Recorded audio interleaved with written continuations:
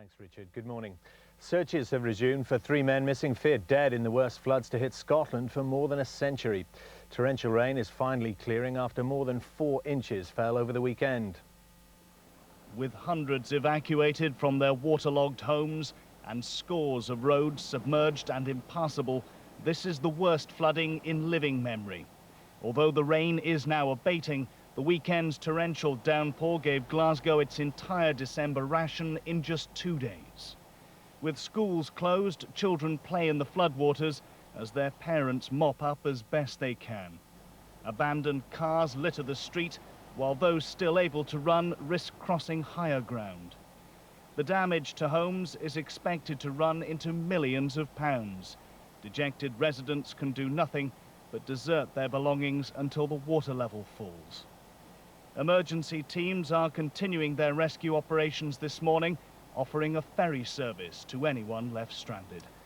The breakaway Republic of Chechnya is holding last-ditch talks with Russia today to try to prevent all-out war. The rebel government was forced to the negotiating table after Russian tanks surrounded the Chechen capital of Grozny yesterday. Just a few groups of armed Chechen volunteers clustered around fires with their weapons. They told us that Russian troops are nearby and they expect an attack at any moment. In Grozny, several hundred armed men are still occupying the main square and anti-aircraft machine guns have been positioned nearby. Our hotel is packed with Chechen soldiers from General Dudayev's so-called suicide commando. Some of them appear to have been taking drugs. All say that they are ready to fight. Julian Mannion, ITN, Grozny.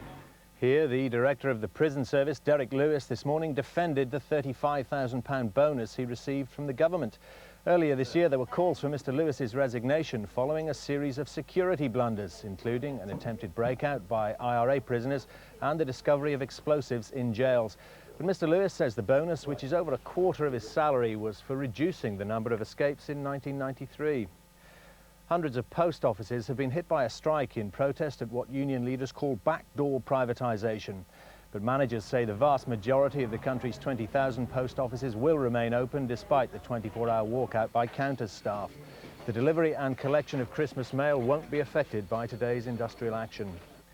A man was today committed for trial in Australia for the murder of 7 backpackers, including 2 Britons. It took magistrates 27 days to decide that there was enough evidence to make road worker Ivan Milat stand trial. Milat, who says he's innocent, will appear before New South Wales Supreme Court in the new year. A policeman is fighting for his life in hospital after being attacked with a knife and beaten over the head with a blunt instrument. The off-duty officer was set upon after his car broke down at Hornchurch in Essex. 5 people are being questioned about the attack, which is being treated as attempted murder. The winner of the £17.8 million National Lottery jackpot is expected to remain a secret. The lottery organisers Camelot say Britain's newest multimillionaire will simply disappear into the night. But several tabloid newspapers are offering rewards of up to £10,000 for the winner's name. The statue of the 3 Graces goes on display today after campaigners raised £7.6 million to keep it in Britain. Canova's 19th century masterpiece depicting the 3 daughters of Jupiter is on show at the Victoria and Albert Museum in London. In today's lunchtime news, more on that media clamour to identify the lottery jackpot winner. We'll be asking, how do people cope with the shock of becoming an overnight millionaire? Plus the latest research on asthma, how young sufferers could benefit. All that 12:30.